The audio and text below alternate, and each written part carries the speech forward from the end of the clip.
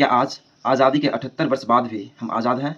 क्या हम सीना ठोक के कह सकते हैं कि हम आज़ाद हैं? नहीं, हम गुलाम हैं पॉलिटिशियन का, हम गुलाम हैं ऑफ़िसर का, हम गुलाम हैं पुलिस व्यवस्था का, हम गुलाम हैं बिज़नेस टाइकून का, हम गुलाम हैं पावरफुल पीपल का, जो जब चाहे, जैसे चाहे हम आम आदमी को घसीट सकता है, दबा सकता है, अरेस्ट करवा सकता है, बिना किसी कारण के अंदर करवा सकता है। जी हाँ, हम गुलाम। आज़ादी के आज 78 साल बाद भी हमें क्या मिला? तो हम गर्व के साथ कह सकते हैं कि हमें एक ऐसी न्याय व्यवस्था मिली, जो गरीबों के लिए नहीं थी। हमें एक ऐसा पुलिस व्यवस्था मिला, जो गरीबों के लिए नहीं था। हमें एक ऐसा सरकार मिला, एक ऐसा सिस्टम मिला, जो गरीबों के लिए काम नहीं करता है, जो सिर्फ़ और सिर्फ़ अपने पॉलिटिशियन फ्रेंड के लिए, अपने बिज़नेस टाइकून फ्रेंड के लिए, अपने आप के लिए व्यवस्था बनाई है। अगर देखा जाए तो हमारा संविधान 1947-1950 के बाद हमें राइट टू इक्वलिटी देता है, आर्टिकल 14, राइट टू एक्सप्रेशन देता है, आर्टिकल 19। एक तरफ आर्टिकल 14 बात करता है कि हम समानता के साथ जी सकते हैं। ये पटना पुलिस हमारा एफआईआर दर्ज नहीं कर रहा है, हम जिंदा रहे।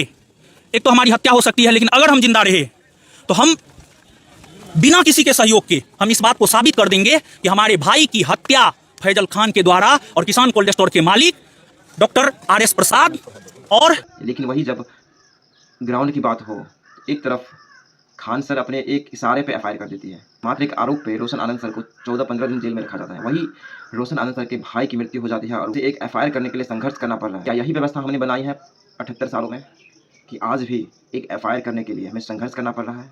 या फिर यह व्यवस्था सिर्फ पॉलिटिशियन के लिए बना है? यह व्यवस्था सिर्फ बिजनेस टाइकून के लिए बना है? एक तरफ हमारा संविधान बात करता है, article 15, right against discrimination on ground of sex, age, place of birth, gender, caste, creed, identity. और एक तरफ हमारा व्यवस्था जो खुलेआम बता रहा है कि ऊपर से प्रेशर है। ऊपर से किसका प्रेशर है ये तो नहीं बता रहा है, लेकिन ऊपर से प्रेशर है और वो इंडिपेंडेंटली काम नहीं कर पा रहा है। हमारी न्याय व्यवस्था भी इंडिपेंडेंटली काम नहीं कर पा रहा है, सबको ऊपर से प्रेशर है। सोचिए, इतने बड़े चर्चित शिक्षक लाखों बच्चों को पढ़ा चुके हैं, हज़ारों को नौकरी दिलवा चुके हैं, इतना बड़ा प्लेटफॉर्म है, इतनी बड़ी कोचिंग संस्थान चला रही है। अगर उसको एक एफआईआर करने के लिए इतना संघर्ष करना पड़ रहा है, तो ये आम जनता क्या हो रहा होगा हमारे देश में? क्या कोई सरकार बिजनेस टाइकून के आगे इतना मजबूर कैसे हो सकता है? रोशन आनंद सर का आरोप है कि वो थाना में, पटना के कदमकुआं थाना में घंटों बैठे रहे, लेकिन पुलिस एफआईआर करने के लिए तैयार नहीं हो रही। अगर सच में ये आरोप है और इतने बड़े आदमी का ये आरोप है, तो हमारे देश में आम आदमी का क्या होता होगा? क्या सच में हमारी व्यवस्था विश्वास के लायक है? क्या हम विश्वास कर सकते हैं अपनी सरकारी व्यवस्था पे?